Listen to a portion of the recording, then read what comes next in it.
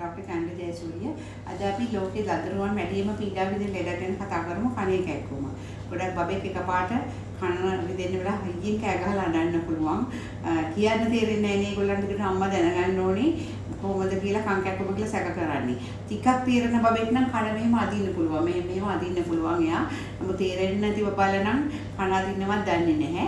එතකොට අපි හැමතිස්සෙම මේ නීතිය තියෙන වෛද්‍ය විද්‍යාවේ බබේ කනනවා නම් කම්බරේ බලන්න ඕනේ කියලා. මොකද කෝම්බියෙක් වගේ සතෙක් කනට යන්න පුළුවන් නැත්නම් මැද කන අසාධනීය වෙන්න පුළුවන්. පොඩි බබාලගේ මැද කන අපි හැමෝගෙම මැද කන සොසල් පද්ධතිය කොටස තමයි මේ මිනිසා බෙදෙන හැම වතාවකම මැද කන අසාධනීය වෙනවා. මොකද ඒගොල්ලන්ගේ අර උගුරයි කන යට තියෙන යුස්ටි කියන නාලය කියන එක තිරස්ව පිටලා තියෙන්නේ.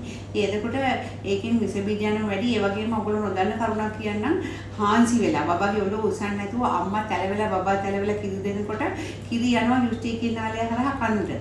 මොකද හොඳටම කට පිරුණාම නහය පැත්තට ගිහිල්ලා යුස්ටි කියන නාලයෙන් කිරි කනට ගියාම මේ කිරි කියන්නේ හොඳ විස බීජ වැවෙන හොඳ මාධ්‍යයක්. ඒතකොට බබාලගේ කන පැසවන එක මේ ඇලවෙලා කිරි දෙනකොටත් ලදරුවන්ගේ ප්‍රශ්නේ එනවා. ඉතින් ඒක නිසා හැමදෙස්සම බබෙකුට කිරි දෙනකොට ඇඳේ හාන්සි වෙලා කිරි දුන්නත් ඔළුව පොඩ්ඩක් ඉස්සෙන්න තියලා තමයි කොටයක් උඩවත් ඔළුව තියලා දෙන්න ඕනේ.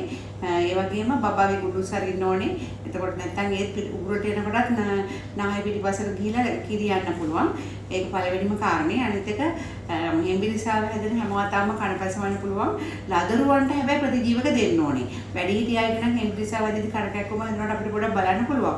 නමුත් අවුරුදු දෙක ගඩු දරුවන්ට ප්‍රතිජීවක දෙන්න ඕනේ. මොකද කන තියෙන්නේ මොලේ ළඟමයි. දැන් මේ තියෙන්නේ කන මෙතන මොලේ. එතකොට ඒගොල්ලන්ගේ ප්‍රතිශක්තිකරණ පද්ධතියත් අපේ වගේ හොඳටම ඩිවලොප් වෙලා නැහැ. හොඳට හැදිලා නැහැ. ඒ වගේම ඒගොල්ලන්ට විස බීජ හැදුනම පැතිරෙන තියෙන අවදානමත් දරුවන්ට වැඩි.